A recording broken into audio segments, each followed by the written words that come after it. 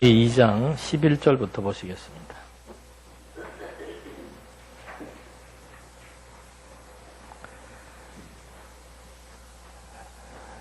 사사기 2장 11절 말씀.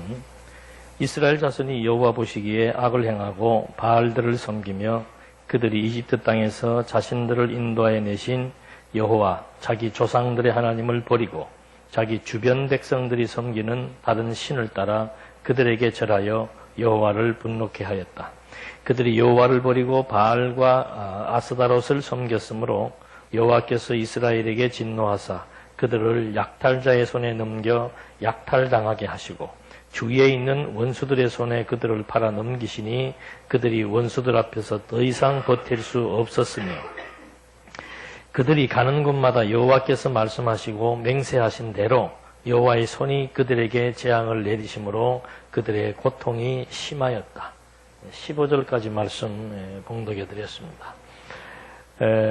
지금 사사시대의 불순종에 대한 내용들을 먼저 소개하고 있습니다. 그러니까 사사기서의 구조는 불순종, 하나님께서 사사시대에 이스라엘 백성들을 불순종 가운데 집어넣으시고 또 그 불순종하는 가운데서 그들을 연단하고 또 단련시켜서 여호와 하나님이 어떤 분이신 줄을 알게 하시는 이제 그런 하나님 섭리의 의도에 따른 시험의 과정이 그대로 순환된다 그랬습니다. 그러니까 이스라엘 백성들이 그 지금 시험을 겪는데 그 시험을 겪게 되는 근거, 이것이 이미 신명기서에서 예언을 했고 여호수아서에서 이미 확인한 바 있습니다. 그러니까 하나님께서는 그 신명기서 교육을 할 때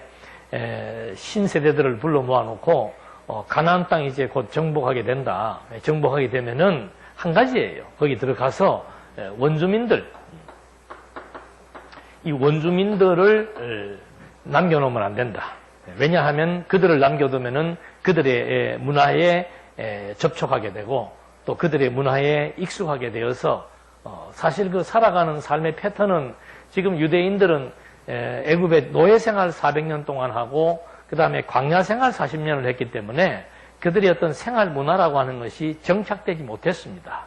그리고 유목민들이었고 이렇게 별로 안정된 생활이 아니었기 때문에 가나안 땅을 들어가게 되면은 가나안 땅 원주민들은 벌써 토착민이에요. 그 지역에 오래 살았기 때문에 성도 있고 그 성 안에서 여러 가지 많은 생활들을 하는 안정된 생활권이죠. 그러니까 이런 그 떠돌이 생활하고 노예 생활하던 사람들이 가나안의 문화를 접하게 되면은 쉽게 가나안 생활의 어떤 그 풍습이나 전통이나 문화에 접어들 수밖에 없지요. 그렇게 되면은 가장 큰 문제가 뭔가? 인간은 종교성이 있다고 그랬습니다. 세계 어느 민족, 어느 나라, 뭐 발전과 후진 상관없습니다. 모든 나라에 전부 다 종교가 있습니다. 그건 왜 그런가? 하나님이 인간을 창조할 때 인간에게 생명의 생기를 불어넣어서 하나님과 인간의 관계, 종교죠. 종교적 관계를 통해서 인간을 만들어 놓았는데 인간이 타락함으로 말미암아 그 종교의 대상이 이제 바뀌어버린 거죠. 종교의 대상이 정말 절대신에게서 그 다음에는 이방신, 우상으로 바꿔버립니다. 그러니까 하나님 외에 다른 신을 섬기는 것은 전부 우상이에요. 그게 무슨 뭐 국가에서 공인된 종교든 뭐 종교단체에서 공인해준 종교든 상관없습니다. 하나님 외에 하나님을 각색하거나 조작하거나 하나님을 인위적으로 인간의 필요에 의해서 만들어 놓고서는 인간이 만들어 놓은 신에게 이름을 하나님이라고 붙인다고 해서 그게 하나님이 아니에요. 지금 한국의 기독교, 장로교니 무슨 간판 걸고 하나님이라고 하는 명칭을 사용한다고 해서 그게 올바른 기독교가 아니란 말입니다. 그것이 아니라고 하는 사실이 이제 시간이 지나갈수록 백일화에 다 이제 드러나게 돼 있습니다. 결국 가서는 하나님이 없다고 단정 내리고 이제 한국 땅에도 기독교라는 것 자체가 이제 이렇게 하나의 지나간 역사의 추억으로 사라질 때가 아마 우리 당대에서 보기 시작을 하고 있습니다, 지금. 그러니까, 그렇게 원주민들을 남겨두게 되면은 결국은 종교 문제가 부각되고, 그 종교 문제는 하나님보다 그들이 잘 살고 있으니까 인간의 관심은 항상 그렇습니다. 늘 눈에 보이는 세계에 관심이 있지 보이지도 않는 세계에 눈에 보이지도 않는 신에게 관심을 갖는다는 것은 이건 기적이에요. 그게 그렇게 쉬운 일이 아니란 말입니다. 우리는 이렇게 뭐 주일날 교회에 나오는 것이 이제는 오래 가신 분들은 당연히 나와야 되는 줄 알고 나오시지만 그게 당연한 게 아니고 기적이란 말이에요. 어떻게 사람이 이 땅에 살면서 눈에 보이는 세계가 가장 중요하고 가치롭고 이 땅에 사는 것 그것에 의해서 모든 것들이 움직여진다라고 생각을 하지 눈에 보이지도 않는 신, 그 신이 뭐 우주와 만물을 창조했다 그러고 지배한다 그러고 그 신을 경외하라고 그러는데 그 신을 경외하며 산다는 거 이게 비정상, 우리 입장에서 봤을 때 하나님을 모르는 사람들이 봤을 때는 우리가 비정상적인 사람들, 정상이 아니라 말입니다. 그런 식으로 이 당시의 원주민들은 첫째는 원주민들의 삶을 쫓아갈 수밖에 없는 안정된 생활권입니다. 그러니까 인간이 누구나가 다 세속에 관심이 있으니까 아이고 저 사람들 농사도 잘 짓고 사는 집도 번듯하고 우리도 어떻게 살고 싶다. 저렇게 살고 싶다. 저렇게 살라고 하다 보니까는 그 사람들이 섬겼던 그 우상, 신들이 있다 그 말입니다. 그래서 결국은 우상 숭배로 전락하게 된다는 거. 이것이 이미 신명기서에서 하나님께서 이미 다 예고해 준 내용들입니다. 그리고 가나안 땅 들어가거든 그래서 원주민들을 전부 다 아주 그냥 전멸시켜라 했는데 결국은 그들을 남겨두게 된 거지요. 그래서 그걸로 인해서 하나님께서 이제 시험을 하시는 거예요. 세상적인 통치권, 세속적인 문화 이거 다 의미 없다. 하나님만이 절대자이고 하나님만이 절대 통치권자라고 하는 사실을 시험을 통해서 알게 해주는 겁니다. 그래서 지금 이 시험 과정 중에서 제일 중요한 핵심 내용이 뭔가? 백성들이 왕이 없으니까 어떻게 해요? 자기 소견에, 자기가 판단해서 보는 그 견해에 따라서 자기 좋은 대로 생활한다 이 말입니다. 그러니까 이거는 하나님 보시기에 좋은 대로 사는 것이 아니고 인간이 자기 소견에 자기 좋은 대로 살려고 하는 이것이 결국은 시험 과정 중에서 하나님께서 던져준 과제지요. 자기 소견에 좋은 대로 산다는 것은 결국 가서는 패망하는 것이다. 하나님의 소견대로 되는 것이 선한 일이다. 그걸 이제 한 300년 기간을 통해서 깨닫게 해주는 거예요. 그러니까 인간이 자기 소견의 어리석음이라고 하는 것. 오늘도 잠깐 아침에 무슨 대담 시간에 그 노름에 대해서 나왔는데 이건 우리도 그렇잖아요. 확률이라고 하는 것이 지금 우리도 지금 그 강원도 정선에 가면은 자살하는 사람들이 막 부지기수입니다. 근데 우리에게 노름을 안 하는 우리들이 볼 때는 저걸 왜 하나 그러죠? 근데 그 사람들한테 가서 물어보십시오. 다 하면은 뭐 할 것 같으니까? 딸 것 같은 거예요. 그리고 실제로 따요. 몇 번 땁니다. 따면은 그 딴맛 때문에 그게 여기 인이 배겨. 그다음부터는 계속 딴 것을, 딸 것을 기대하면서 이제, 따면은 따서 뭐 하는 거예요? 또 투자하고. 이름은 이렇기 때문에 본전 찾으려고 또 해야 되고. 결국 가서는 파멸하는 거죠. 그러니까 이것이 우리 이 땅에 사는 사람들의 삶과 똑같습니다. 노름하는 것만이 그런 게 아니고, 이 보이는 세계에 소망을 두고 자기 소견대로 사는 육체의 욕망의 노예가 되는 삶이라고 하는 것은 결국 가서는 파멸밖에 없는 거예요. 근데 사람들이 그걸 파멸이라고 생각을 하지 않고 자꾸 무엇이 있는 것으로 생각을 하고 그것이 가치롭게 그게 허위 지식이지요. 잘못된 거짓 지식에 속아서 계속 노예가 되어 사는 거예요. 그러니까 300년 세월을 똑같은 생활 반복하는 겁니다. 불순종합니다. 불순종합니다. 그러니까 불순종을 하나님께서 어떻게 하는 거예요? 징계를 내리잖아요. 시험을 주는 거예요. 가진 어려움을 다 줍니다. 그러니까 막 그 어려움 속에서 도탄이 빠져가지고 또 하나님 앞에 뭐 할 수밖에 없습니까? 돌아올 수밖에 없는 거예요. 그게 강구하는 거예요. 하나님 아버지. 아이고 이렇게 들어가 보니까 아닌 것 같습니다. 그러니까 하나님이 그래? 그럼 내 또 이제 사사 보내줄게. 사사를 보내시는 이유는 뭔가? 하나님이 직접 오실 수 없으니까. 사사를 보내가지고 사사에 의해서 하나님이 모든 만사를 주관하신다는 사실을 교육시키는 거예요. 사사는 교육자예요. 우리가 볼 때는 뭐 재판관, 재판하는 것보다는 교육이 훨씬 더 교육하는 시간이 많은 일들을 한 겁니다. 재판 크게 할 것도 없어요. 그냥 하나님이 다 죽여요. 그러니까 그렇게 해서 사사로 말미암아 다시 또 이제 평화가 주어지는 거예요. 평화로움은 우리는 좋잖아요. 아, 이 평화로움을 간직했으면 좋겠다. 근데 평화로움 가운데서 하나를 잊어버리는 거죠. 이 사사가 살아있을 그 세대 동안에는 평화가 유지되지만 이 세대가 죽으면은 다시 또 자기 소견에 좋은 대로 돌아가는 거예요. 그러니까 백성들이 300년 동안 이 일을 겪다 보니까 야, 이거 안 되겠다. 이거 우리는 전부 다 12지파가 다 제각각 자기 좋은 대로만 하다 보니까 이게 뭐 단합도 안 되고 통일도 안 되고 주변 원주민들하고 전쟁을 치러봐야 기껏해봐야 두세 지파 모여서 전쟁 치르니까 이게 어려움이 너무 많다. 그리고 주변 나라들 잘 되는 거 보니까 전부 그 나라에는 다 왕들이 있더라. 그래서 백성들로 하여금 왕을 소원하도록 하나님이 섭리해 주어서 결국은 그 왕도 이게 다 근거가 있습니다. 이미 오래전부터 하나님께서 아브라함, 이삭, 야곱에게 언약하실 때 나라 세워주겠다. 그 나라의 요건이 국민, 국토, 국권이잖아요.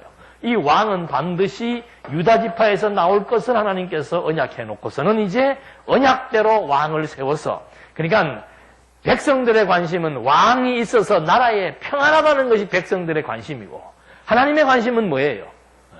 백성들에게 봐라. 이 나라를 통해서 하나님이 여호와로 살아 존재하신다. 그걸 알게 하는 것이 하나님의 의도고 백성들의 관심은 뭔가 어떻게 해야 우리 나라가 평화롭게 잘 먹고 잘 살 수 있을 것인가. 그러니까 관점이 다른 거예요. 우리 기독교 신앙이라고 하는 것은 관점을 바꾸는 겁니다. 우리 말씀도 마찬가지예요. 말씀을 공부를 했는데 왜 성장이 안 되는가? 다른 이유 없습니다. 말씀이라고 하는 것 가지고 그 말씀에 대한 관심사가 다른 거예요. 말씀을 듣고서는 자기 소견에 좋은 대로 자기의 평안을 추구하는 거 이런 부류가 대부분입니다. 그 다음에 하나님의 의도는 뭔가? 말씀을 통해서 진리에 몰입하도록 만들어 나가는 거예요. 하나님이 여호와로 존재하시니까 여호와의 뜻이 어떻게 지금 진행되어지고 있는지의 그 섭리 역사를 바라보면서 여호와를 의지하고 여호와께서 추구하는 선한 일에 함께 즐거워하고 함께 가치를 부여하고 그 일을 위해서 살아가면서 여호와의 영광을 찬송하게 하는 것. 똑같은 말씀을 듣고서도 관점이 다릅니다. 사사시대도 마찬가지예요. 지금 이런 경로를 거치지만 백성들이 왜 이렇게 300년 동안 반복해서 이 일을 겪는가를 분석해 볼 때 관점의 차이가 달라서 그런 거예요. 백성들의 관심은 자기들의 평화밖에 없습니다. 평화로울 때 잠깐 하나님 찬송하고 너무너무 고통스러우니까 이제 하나님한테 또 매달리고 이 과정이 반복이지 궁극적인 하나님의 관심은 뭔가? 내가 살아있다는 거 알아라 그 말이에요. 아, 그거 아는데요. 아니에요. 그게 정말 깨달아 믿어지면은 우리 집사님 기도할 때처럼 한 주일 동안 내내 선한 싸움 싸운 거예요. 이거예요. 대부분 다 그렇습니다. 내 생각 앞서가지고 내 계획 앞세워놓고 걱정하고 근심하고 미워하고 시기하고 분노하고 그럼 그렇다고 해서 지금 우리가 말씀을 꼭 오늘만 들어갈 필요 없잖아요. 이제는 막 완전히 오픈되어 있습니다. 우리 지난주에 순천에서 오는 그 젊은 집사님도 뭐 때문에 왔나 그랬더니 우리한테 공부할 수 있는 그 기자재는 다 가지고 있잖아요. 스마트폰 다 가지고 있잖아요. 거기에 우리 강론, 성경신학 연구소에서 강론된 강론 내용이 지금 다 수록되어 있습니다. 그냥 이것만 하면은 그냥 다 나와요. 그리고 한 5, 6만 원만 투자해서 여기다 하나 꽂고, 멋있더만, 이거 딱 하나 꽂고 있으니까. 이것만 꽂고 있으면 막 그냥 하루 종일 듣기 싫어도 그냥 계속 나오는 거예요. 굳이 주일날만 나와서 말씀 주일날 기다릴 필요가 뭐 있어. 그냥 미리 들어버리면 되지. 그러면 6일 내내 정말 치열하게 고통스러운 그런 삶을 살 이유가 없는 거죠. 그러니까 계속해서 똑같은 말씀을 가지고도 이것이 지속성을 가질 때는 정말 여호와를 찬송하고 경외하고 하나님의 선한 뜻을 추구하는 삶으로서의 관점이 바뀌어버리고 그렇지 않고 이것이 단편적으로 끝날 때는 자기 위안, 자기 평안만 추구하는 쪽으로 하다가 끝나버리니까 이게 계속 반복이에요, 반복. 그래서 이 사사기서의 내용들, 이런 내용들 결국은 왕을 소망하게 하시는 하나님의 섭리 역사를 통해서 진짜로 나중에 만왕의 왕 그리스도가 오셔서 우리의 전 인격을 지배하고 다스려 나가심으로써 우리들로 하여금 하나님의 나라를 소원하며 살아가는 이런 멋있는 삶의 실체적인 내용들을 이제 우리에게도 증거해주고 있는 겁니다. 이래서 11절로 15절 말씀에서도 백성들의 그 예고된 우상 숭배지요. 예고된 우상 숭배. 이래서 결국은 이제 어려움들을 이제 겪을 수밖에 없는 겁니다. 그렇게 해놓고 나서는 이제 사사시대, 당대의 사사시대 이전과, 이전에, 이제 사사시대 이전에 지금 이런 일들이 있었던 것을 말해주고 있는 겁니다. 그러니까, 이제 사사를 보내기 이전의 패턴을 지금 이렇게 설명해 준 거예요. 요 그대로 또 연결되는 겁니다. 이제 등장은 뭐가 등장하는가? 사사가 이제 때마다 백성들이 완전히 도탄에 빠져 있고 파멸에 늦게 빠져서 20년, 30년 생활을 하게 되었을 때 이제 하나님이 사사를 보내어서 그 사사로 말미암아 구원해 나가시는 거. 이런 이제 과정이기 때문에 이 이전 시대의 패턴이 어땠는가를 여기서 말해주고 있는 겁니다. 그러니까 원주민들을 남겨두어서 그들의 문화에 함몰됨으로 말미암아 우상 숭배하고 우상 숭배하니까 결국은 파멸에 빠지게 되고 파멸에 빠지게 되니까 여호와 찾을 수밖에 없잖아요. 이런 이제 배경들을 하나하나 말해주고 있는 겁니다. 2장 16절로 17절 말씀에서 이제 백성들에게 사사를 세워주었는데 그래도 우상을 숭배하는 내용이 나옵니다. 그러니까 15절 말씀을 한번 더 보시면 그들이 가는 곳마다 여호와께서 말씀하시고 맹세하신 대로 여호와의 손이 그들에게 재앙을 내리심으로 그들의 고통이 심했다. 그러니까 그들에게 고통이 내리는 것이 무엇 때문에 내린 거예요? 여호와의 말씀하고 맹세하신 대로. 그러니까 이게 근거예요.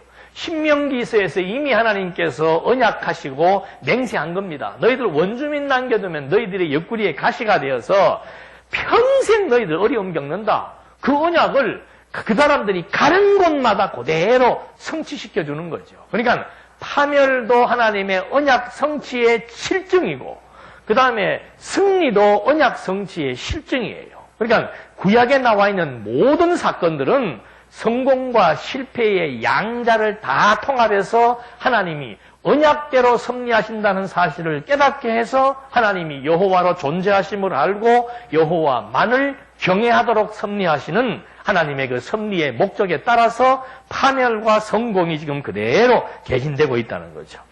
그렇게 되니까 16절 여호와께서는 사사들을 세우시고 약탈자의 손에서 그들을 구원하셨으나 그들이 사사들의 말도 듣지 않았으니 곧 그들이 다른 신들을 따라가 음란하게 섬기고 그 신들에게 절하며 자기 조상들의 길에서 속히 떠나 여호와의 명령에 순종하여 행하던 조상들처럼 행하지 않았다.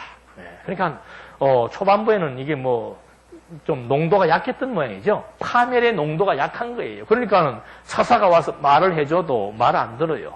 속히 여호와를 떠나서 진리의 말씀을 떠나서 그냥 자기의 소견에 좋은 대로 계속해서 살려고 하는 거죠. 그러니까 이런 걸 우리는 통틀어서 하나님께서 다 깨닫게 해야 된다는 말을 쓰는 거예요.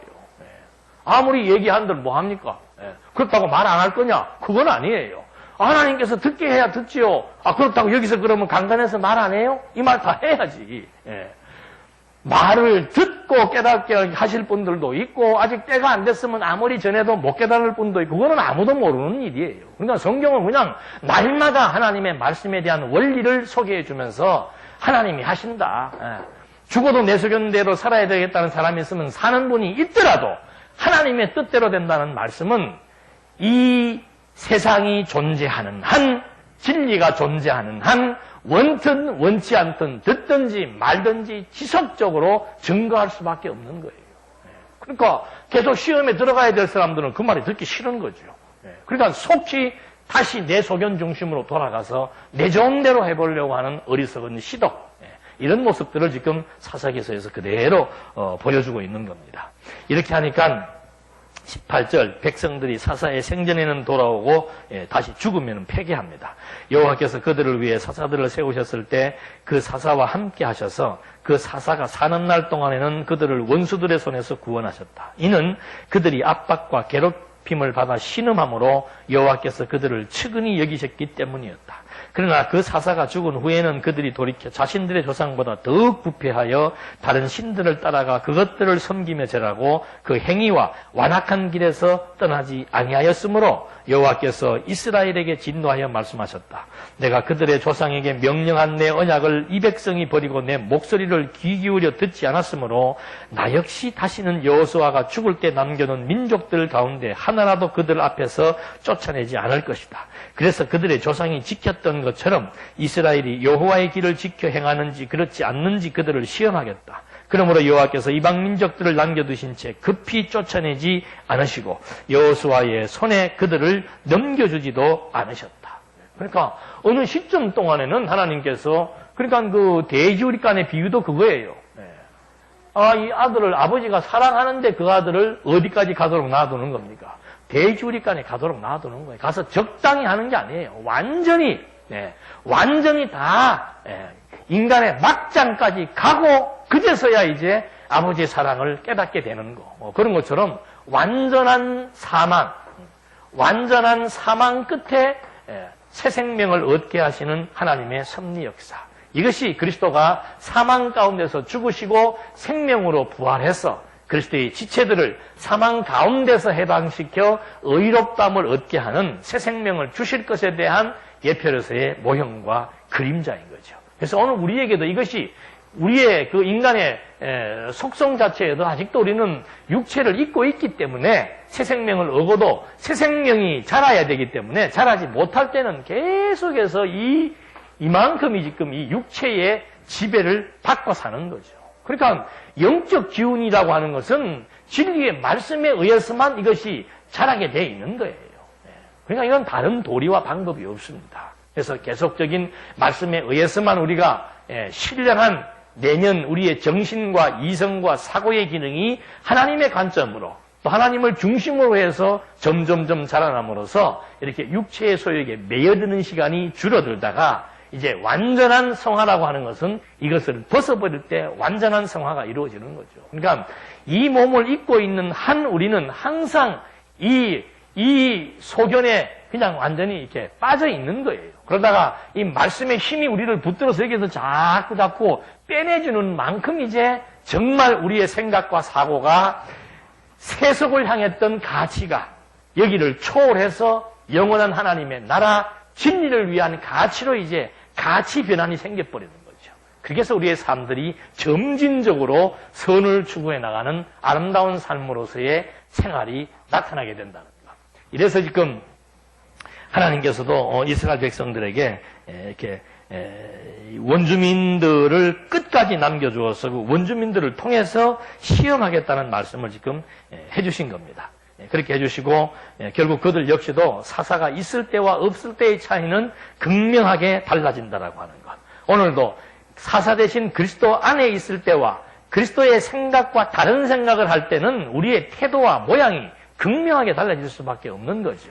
그런 원리를 지금 여기서 말씀해 주면서 3장 1절로부터는 백성들이 남겨둔 이방과 통혼하고 우상을 섬깁니다. 처음보다 더 이제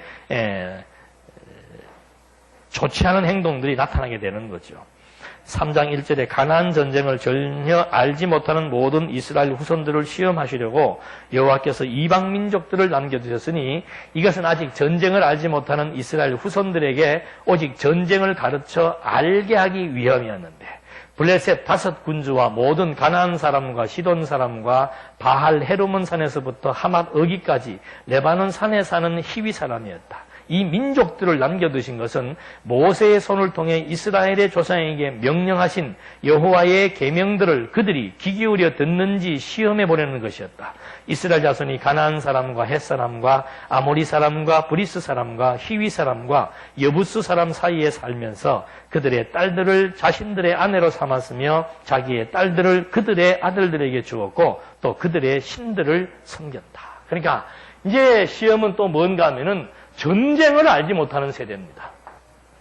그러니까 이 구약시대 때는 뭐 전쟁이 일상이죠. 전쟁을 통해서 하나님을 교육하기가 제일 용이한 것 중에 하나입니다. 이거는 뭐 완전히 죽느냐 사느냐는 문제이기 때문에.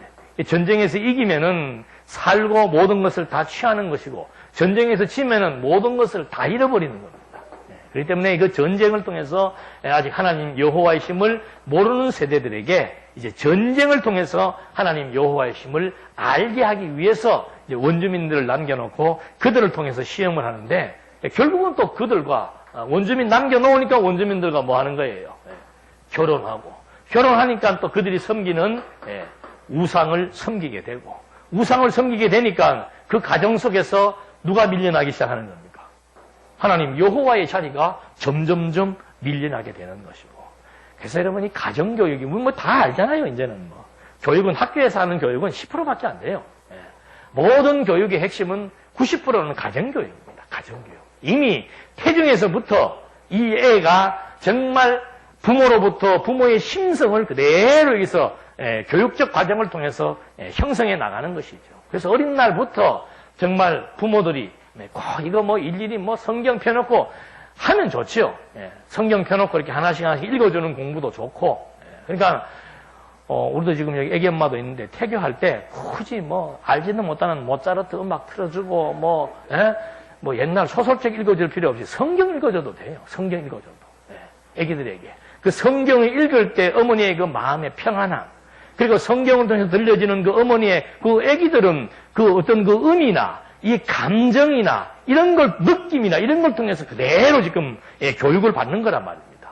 하나님에 대해서 생각하고 하나님을 의지하는 그 심성, 그것이 어린 애기에게 그대로 전달되는 것처럼 아름다운 게 어디가 있어요. 그리고 어릴 때부터 그리스도 안에서 우리가 뭐 나는 유아세례교인, 나는 그 뭐라고 얘기하죠? 부모 때부터 믿었던 거를 모태신앙. 그게 왜 자랑스러운가? 이게 다 교육과 연관된 거라 이 말입니다. 이렇게 해서 하나님께서 하나하나 자기 백성들을 이제 300년 동안 치밀하게 교육을 시켜나가는 겁니다. 그래서 초기에도 말씀을 드렸습니다만은 이 가나안 땅이라고 하는 것 자체가 이미 이게 뭐 여기 그 원주민들이 꽉 있잖아요. 가나안 원주민들도 있고 여기에 에돔 있고 뭐 다 지금 이렇게 포진되어 있단 말입니다. 그런 상황 가운데서 지금 이스라엘 백성들을 집어넣은 거예요. 그러니까 뭐 사회적으로는 이건 뭐 완전히 이제 이방 풍습과 이방 문화, 이방 정치에 의해서 여기에는 하나님은 없지요. 완전 인본주의 사회이고, 그 다음에 도덕적으로는 이제 뭐 성적 부패, 그 다음에 종교적으로는 우상을 섬기는 이런 이제 배경 속에다가 자기 백성들을 집어넣고 시험을 해서 여기에서 승리한다라고 하는 거, 이것은 여호와의 능력이 아니고서는 있을 수가 없다는 사실을 지금 하나하나 각인시켜주고 있는 겁니다. 그래서 이렇게 지금 백성들로 하여금 사사를 보내었지만은 결국은 사사시대가 끝나니까 다시 원점으로 들어가는 거. 이제 3장 7절로부터 16장까지는 이제 이 시험의 반복 구조입니다. 그러니까 뭐 패턴은 똑같은 거예요. 이제 뭐가 다른가? 중간중간에 특이한 사사들이 등장을 합니다. 뭐 그런 거나 조금씩 이제 색다르게 확인해 보시면 사사기에서는 간단한 겁니다. 사사기 딱 그러면은 하나님께서 자기 백성들을 시험하신다. 왜 시험하시는가? 백성들로 역사적인 의미는 백성들로 하여금 이제 하나님께서 열조와 언약하신 대로 왕을 소원하게 해서 이제 왕을 출생시켜서 왕정시대를 이끌어 나가기 위한 하나님의 언약, 성취, 섭리, 역사를 위해서 역사적으로는 지금 그런 시험 과정을 통해서 하나님이 그걸 보여주는 것이고, 신학적 의미는 뭔가? 이스라엘 민족들에게 진정한 유다 지파에게서 왕이 나와서 다윗 왕에 의해서 나라 12지파를 다 규합을 해서 통일해서 정말 한 나라를 세운 것처럼 만왕의 왕이신 그리스도가 오셔서 세계 만방에 흩어진 자기 백성들 다 그리스도의 씨로 말미암아 거듭나고 중생시켜서 그리스도의 몸된 교회를 세워 나갈 것에 대한 예표로서의 모형과 그림자, 이것이 지금 사사기서가 우리에게 주는 신학적 의미입니다.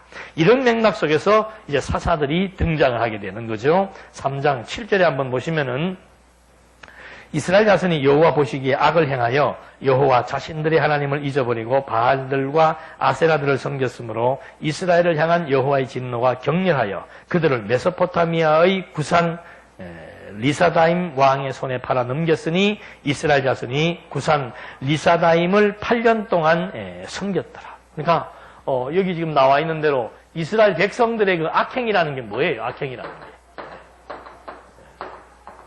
결국은 여호와의 뜻에 반하는 것이 악행이에요. 자기 소견에 좋은 대로 하는 거. 그러니까 선행은 뭔가? 하나님을 의지하고 사사들을 통해서 주어지는 말씀을 듣고 하나님을 의지하고 하나님의 뜻을 추구하고 그분을 경외하며 사는 것이 선행이고, 악행은 뭔가? 자기 소견에 좋은 대로 하는 것이 악행이란 말입니다. 근데 우리는 보통 그렇게 생각 안 하죠. 과학자들이 우리의 줄기세포를 만들어서 우리의 생명을 연장시키는 것이 악행입니까? 선행입니까? 그럼 뭐라고 그래요? 선행. 인류의 생명의 유익을 위해서 희생한 과학자들 뭐예요? 그 선행이에요. 그렇게 지금 사고가 굳어져 있단 말입니다. 그러니까 이 선과 악의 기준도 인간을 기준으로 했을 때는 인간에게 유익한 거, 이걸 공리주의라 그러죠. 뭐 많은 사람들에게 유익을 주는 거, 그거는 시대마다 기준이 다릅니다. 그러니까 많은 사람에게 유익을 주는 것은 선한 일이고, 많은 사람에게 피해를 주는 것은 악한 일이고, 그러니까 인간에게 해가 되는 것은 악행이고 인간에게 유익한 것은 선행인 것이 일반 사회적 선과 악에 대한 통념이죠. 근데 성경은 그렇지가 않아요. 아무리 인간에게 유익을 주어도 그 유익이 인간의 자기 소견에 좋은 대로 인간의 유익을 위해서 행해지는 일이라면은 그건 하나님 보실 때 뭐예요? 그게 악행이라 그 말입니다. 그래서 이 선악이라고 하는 거, 여러분은 이거 하나의 개념만 잡는 것만 해도 2천만 원 버는 거예요. 하버드 가서 한 학기 동안 악이 무엇인가 공부하는데 한 학기에 2천만 원 들어간다 그러더만. 그거 줘가지고 결론도 못 내리고 그만 한 학기 마치는 거예요. 근데 우리는 선악의 개념 하나만 알아도 금년 농사 다 지은 거예요. 그러니까 이게 얼마나 다른 거냐 이 말. 이런 개념이 우리에게 이렇게 딱 각인되기까지는 쉽게 되지 않습니다. 여러분 지금 우리 여기 펴 있는 이 잔디가 악한 거예요, 선한 거예요? 잔디는 선한 거고 그 속에 피어나는 뭐예요? 차풀은 뭐예요? 악한 거고. 그게 우리가 가지고 있는 우리 소견에 좋은 대로 생각하는 선악 개념이란 말입니다. 어느 교회에서 그 얘기를 한번 누가 묻더라고. 이 세상에 되어지는 모든 일이 선하다, 악하다. 선한 것도 있고 뭐예요? 아니 죽어가는 사람 살려주는 거 선한 일이에요, 악한 일이에요? 지하철에서 지금 떨어진 임산부를 뛰어내려가서 구출하고 자기는 죽었다. 그 선한 일이에요, 악한 일이에요? 점심 먹고 다시 논의하십시오. 표정들 보니까 별로 그래 뭐 딱 부러지게 뭐 그거 선한 일 아니냐? 예.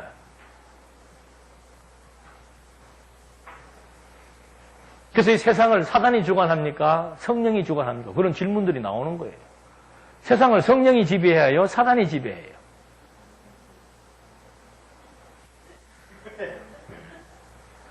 성령이 지배하면 지금 세상이 이래 돌아가야 되겠습니까?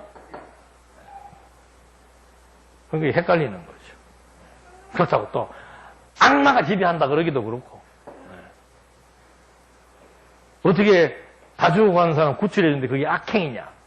그건 선행이고.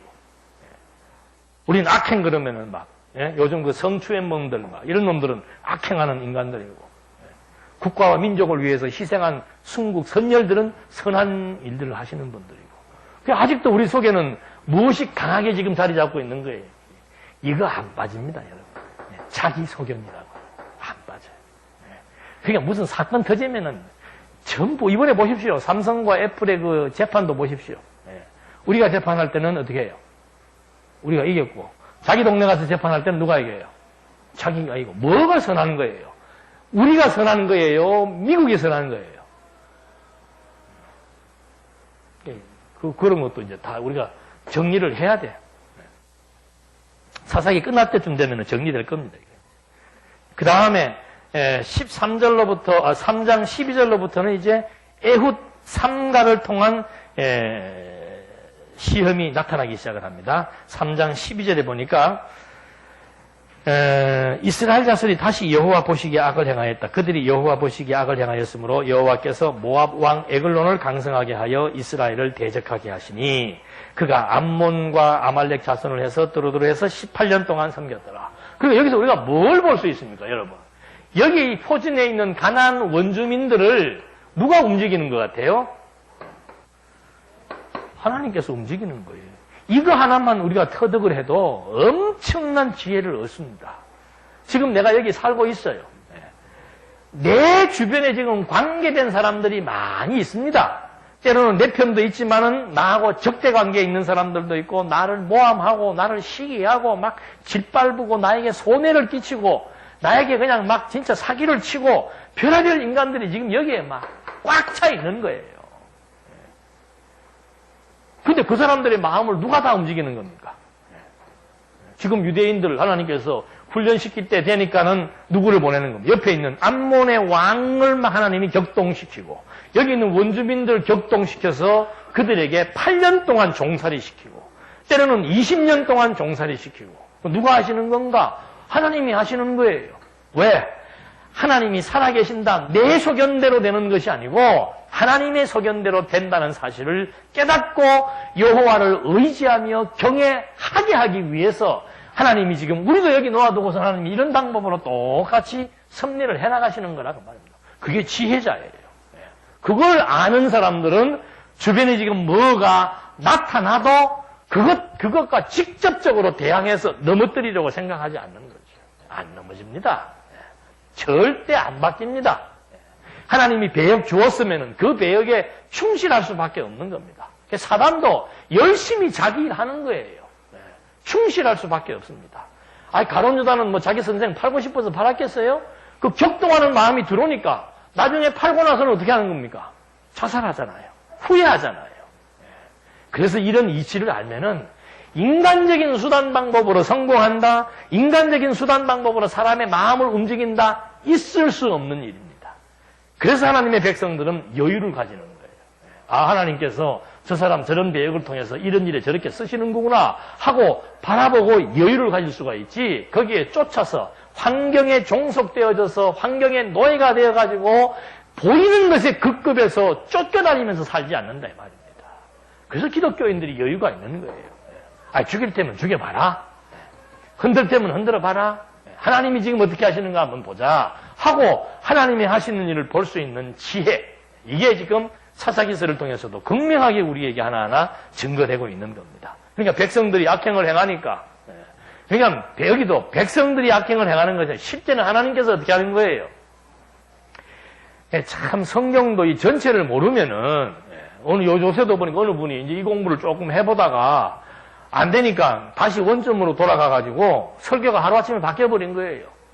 한동안은 막 하나님이 하신다고 교인들이 시험 될 정도로 하나님이 하신다 그러더니 요새는 이게 바뀌어가지고 하나님도 하고 광함을 지르면서 하나님도 하고 그 다음 또 인간도 하고 하나님이 다 한다는 그거는 잘못된 거고 하나님이 한다 하면서 행동 잘못하는 그거는 하나님이 신앙생활 안 하는 것보다 못하고 말씀 안 듣는 것보다 못하고 해가면서 막 요새는 막 완전히 이상해져 가지고 그렇게 설교를 뒤집어서 한다고 그래. 그러니까 그 중학교 고등학교 애들이 이게 바뀐 건 안 돼요. 또 말 이제 조금만 더 진도 나가면 어느 교회인지 금방 나타날까서 내가 조심해서 얘기를 하는데, 그러니까 거기도 우리 말씀하고 관계없는 교회였어요. 그런데 그 목사님이 열심히 혼자 말씀 듣고 하고 좋다고 하더니 그것도 한 사람 거기 또 파견 나가 있어. 나가서 말씀 가르치고 있으니까 학생들이 그 선생한테 찾아가서 묻더래. 우리 목사님의 설교가 이상합니다. 뭐가 이상하니까. 아니 전에는 하나님이 다 하신다 그러더니 지금 하나님도 하고 인간도 하니까 봐라, 성경 봐라. 악을 행하니까 어디에 빠지는가? 시험에 빠지더라. 그럼 시험에 빠질 때 어떻게 했는가? 하나님 앞에 간구하니까 하나님이 사사 보내줘가지고 평화롭게 해주더라. 그러니까 시험에 빠지는 거 왜 빠지는가? 악을 행하니까 빠졌다. 여러분 악행하면 안 됩니다. 악행을 하더라도 회개하고 돌아서야 됩니다. 그래야 하나님이 도움을 주십니다. 반대가 돼버리는 거예요. 근데 성경은 표면적으로 보면 여기도 보십시오. 이스라엘 백성들이 악을 행하니까 하나님이 어떻게 하는 거예요? 그래서 내가 처음부터 요걸 말씀드린 거예요. 항상 성경에서 중요한 것이 뭔가 주어와 동사라 그러잖아요. 주어와 동사. 그 사도 바울은 아예 그냥 로마서에서 하나님께서 어떻게 해요? 욕심대로 어떻게 내어 버려두사. 상실한 마음대로 내어 버려두사. 하나님께서 그냥 완전히 악의 구렁텅이에 집어넣어버린 거예요.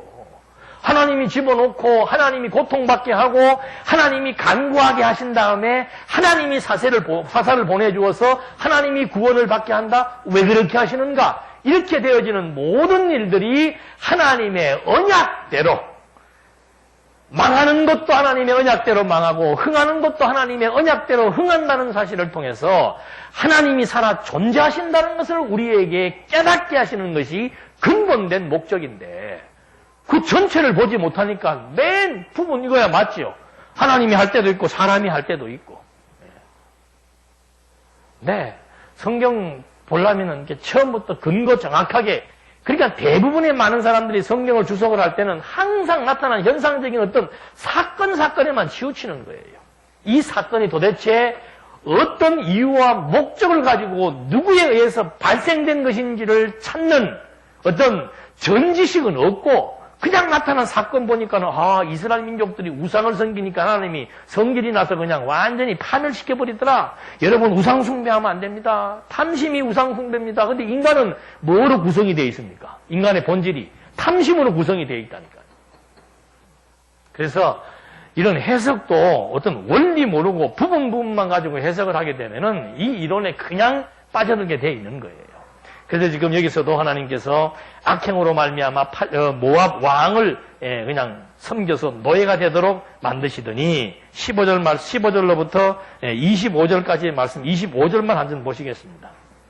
오랫동안 기다려도 다락방 문들이 열리지 않으므로 열쇠를 가지고 열어보니 그들의 주가 땅에 엎드린 채 죽어 있었다. 그러니까 백성들로 하여금 이제 고통받게 한 다음에 간구하게 해서 여호와께서 구원자를 보내가지고 모압을 진멸시킨 내용이 15절로부터 25절까지의 내용입니다. 그러니까 하나님께서 악행을 하게 하신 다음에 백성들로 하여금 간구하게 하고 간구하게 한 다음에 이제 사사를 보내어서 화평을 주시는 하나님의 섭리 역사. 똑같아요. 26절로 30절 말씀에서는 에훗이 모압 땅을 정복한 후에 80년간 태평을 누립니다. 올해도 너무 오래 누렸던. 에훗이 모압 땅을 정복하고 난 이후로부터는 이제 80년 동안 태평성세하는 시간이 지나가죠. 80년 동안 태평성세하는 이유는 뭔가? 계속해서 이 시대 사사들에 의해서 이 사건을 지금 백성들에게 해석을 해주는 거예요. 우리가 8년 동안 암몬의 모압에 종살이 하다가 어떻게 해서 거기로부터 벗어나는 건가? 그 이유와 목적과 방법이 누구에 의해서 어떻게 진행된 것인가? 그걸 지금 설명해 줌으로써 백성들로 하여금 여호와를 잊어버리지 않게 한 것이죠. 그런 다음에 삼갈이 백성들의 사사가 되어 대적들을 진멸한 후에 구원하는 내용이 31절에 나옵니다. 31절에 보니까 에훗 후에는 아나세 아들 삼갈이 있었으니 그는 소를 모는 막대기로 블레셋 사람 600명을 죽이고 이스라엘을 구원하였다. 그러니까 이게 무슨 얘기 들으면 뭐 옛날에 무슨 무용담 듣는 것처럼 그렇지만은 그게 아니에요. 이제 사사들이 등장을 하면 사사들 치고 변변한 사사들이 별로 없습니다. 신분이 좋지 않거나 안 그러면 비겁하거나 안 그러면 약하거나 안 그러면 여자든가 대단한 사사들이 별로 없어요. 근데 여기도 보니까는 삼갈 때 블레셋 사람, 여기가 블레셋입니다. 여기도 굉장히 덩치들이 좋은 거인족들이에요.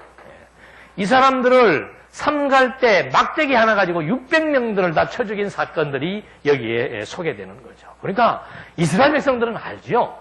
어떻게 물맷돌 하나로 골리앗을 죽일 수 있겠는가?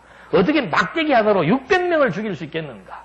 그건 뭔가? 하나님께서 이스라엘 백성들로 하여금 하나님이 하신다는 사실을 깨닫게 해주기 위한 전쟁을 통한 하나님의 섭리 역사라고 하는 거. 그걸 이제 여기서 확인을 시켜주는 겁니다.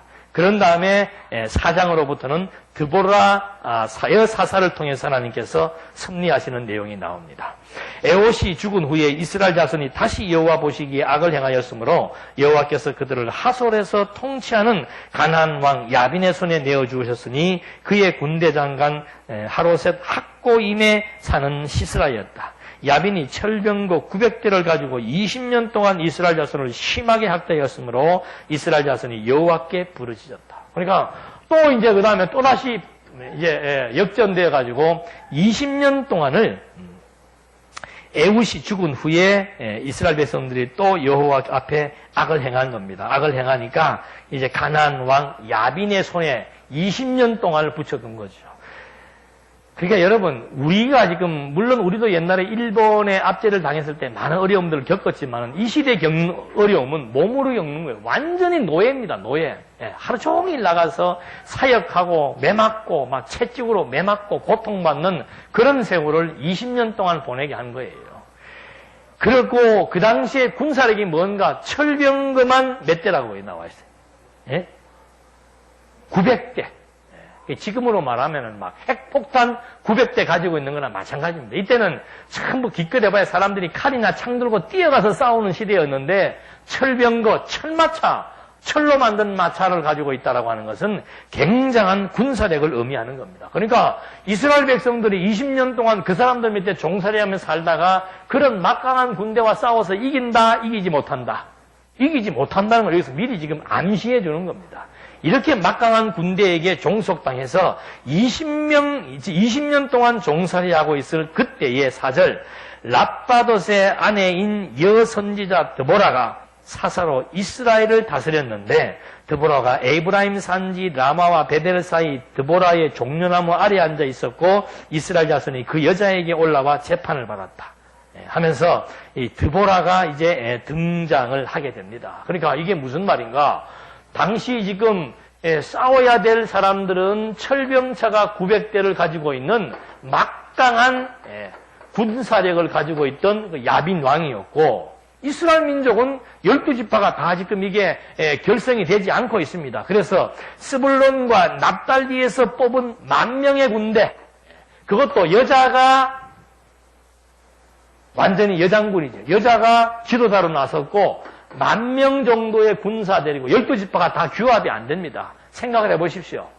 여자가 왕으로 있는, 여자가 지금 통치자로 있는데 12지파가 다 호응하겠습니까? 안 하죠. 여러분, 지금 불과 우리 한국도 20-30년 전에 지금 누가 뭐 지금처럼 여자가 대통령 후보로 나섰다. 백전백패예요. 말도 안 되는 소리예요. 한국도 20-30년 전만 하더라도 여자는 인권이 굉장히 추락되어 있었습니다. 근데 이 시대는 뭐예요? 여자는 개수할 때 사람의 숫자에도 넣지도 않습니다. 그냥 노비하고 똑같이 취급을 했었어요. 여자는 더더군다나 뭐 이 시대는 뭐 투표할 일도 없었겠지만은 초대교회 때는 투표권도 없었고 여자는 완전히 노예고 인권이 없었습니다. 그런데 이 시대에 볼 사람이 누구를 세운 거예요? 여자를 사사로 세운 거예요. 이건 이스라엘 민족사에서 부끄러운 일로 행해지는 겁니다. 그런데 여자를 하나님 밑에 내세우는 거죠. 지금으로부터 벌써 3,500년 전에 여자가 통치자로 나섰는데 아니 지금 이 시대가 어떤 시대인데 뭐 여자 목사는 된다 안 된다. 제가 한번 총회에서 얘기한 것도 아니에요. 무슨 발표 한번 했다가 우리 노예 목사들이 벌떼처럼 달려들어가지고 여자 목사 하는 거는 그거는 잘못된 거라 해갖고 그것 때문에 나간 사람도 있어요. 그럼 여자한테 배우지를 말지. 신학교 교수들 여자들 많습니다. 목사가 되기 위해서 신학교 가면 여자 교수들이 많아요. 거기서는 왜 배워 그러면? 이게 바울이 그러잖아요. 이제는 그리스도 안에서는 성차별도 남성 여성도 필요 없습니다. 은사 중심이에요. 남성과 여성과 노예와 주인과 유대인과 이방인과 아무런 차별이 없는 겁니다. 날도 차등이 없고 사람도 인권도 여성과 남성도 아무것도 그리스도 안에서는 다 똑같은 지체예요. 은사만 다를 뿐이지. 여자라도 가르치는 은사 있으면 가르치는 일을 할 수 있습니다. 여자라도 잘 다스리는 은사가 있으면 장로일을 할 수 있습니다. 어떻게 그런 법을 만들어내가지고는 그냥 여자들은 뭐처럼 여기서 여자들은 교회에서 잠잠해라. 여자들이 교회에서 잠잠하면 교회 일이 안 돼요. 지금 우리 교회 여자들 안 오면 무슨 일 할 거예요? 대부분 교회가 여자들이 대부분인데 그걸 남자가 무슨 권위로 내세워가 남성 여성의 그 권위를 가지고 교회의 지도자가 되려고 한다? 그건 우스꽝스러운 일이죠. 이미 이때 벌써 여자를 선지자로 세운 거예요. 지금 시대도 마찬가지고. 그래서 정말 전략 전술적으로 보고 뭐 어떤 무기적으로 비교를 해보고 환경적으로 보더라도 이거는 싸우면 싸우는 대로 지게 돼 있는 거예요. 근데 하나님께서 여자 사사를 딱 세워놓고 10,000명 정도만 또 여기에 추종하도록 만들어 놓고 한 가지만 유리한 게 있었습니다. 그게 바로 뭔가 이 군대를 높은 산 한 500m 고지에다가 여기다 딱 주둔을 시켜놓고 이 야빈의 군대는 평지에다가 주둔을 하게 만들어 놓고 하나님이 이제 전쟁을 시키는 거예요. 철병차가 여기 올라올 수 있어요? 없어요? 못 올라옵니다. 근데 아예 움직이지도 못하도록 이제 전쟁 치를 때 보면은 하나님이 요새 내렸던 그 홍수처럼 폭우를 퍼부어가지고 땅을 그냥 전부 다 어떻게 만들어요? 진흙탕을 만들어버려요.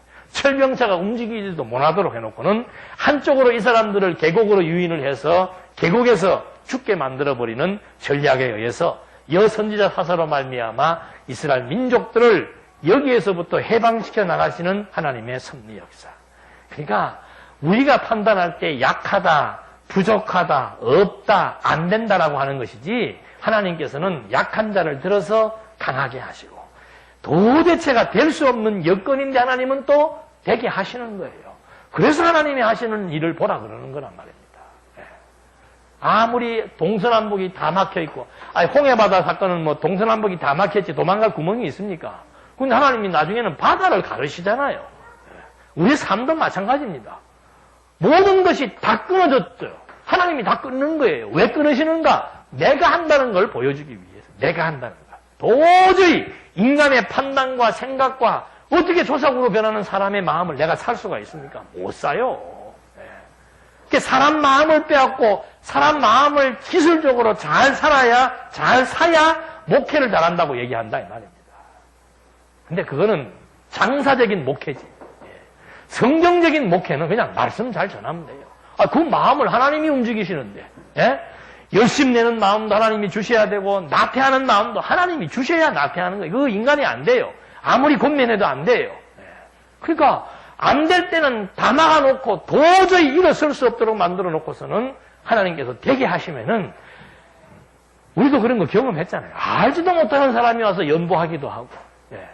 하나님의 일을 내가 안 하면은 다른 사람 통해서 다 해요. 다 해.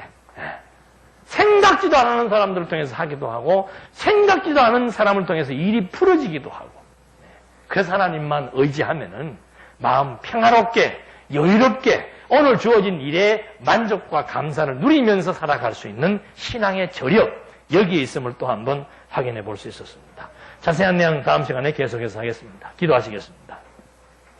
은혜와 사랑이 풍성하신 하나님 아버지, 하나님의 뜻 가운데서 모든 것이 이루어진다는 사실을 또 한번 확인해 봅니다. 이스라엘 백성들에게 이루어지는 사사시대의 역사가 하나님 이미 모세로 말미암아 언약하신 대로 성취되는 역사이기에 우리 또 한번 모든 역사는 창조로부터 종말에 이르기까지 하나님의 뜻대로 된다는 사실을 확인할 수 있었고 그 뜻에 우리의 소견을 굴복시키면서 심령의 자유와 평안을 누리며 살아갈 수 있도록 인도해 주시옵소서. 예수님의 이름으로 기도드립니다. 아멘.